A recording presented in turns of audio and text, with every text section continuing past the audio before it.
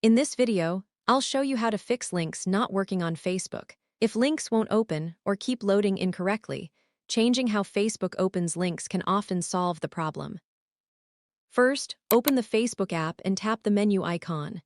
Next, tap the Settings gear icon to open Settings. Scroll down to the Preferences section and select Media.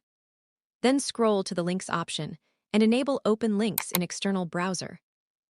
This will make Facebook open links in your device's default browser, such as Google Chrome or Safari, instead of the built-in Facebook browser, which may be causing the issue. Once enabled, return to Facebook and try opening the link again.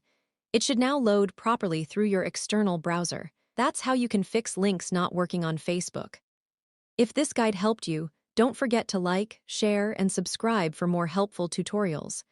Thanks for watching, and I'll see you in the next video.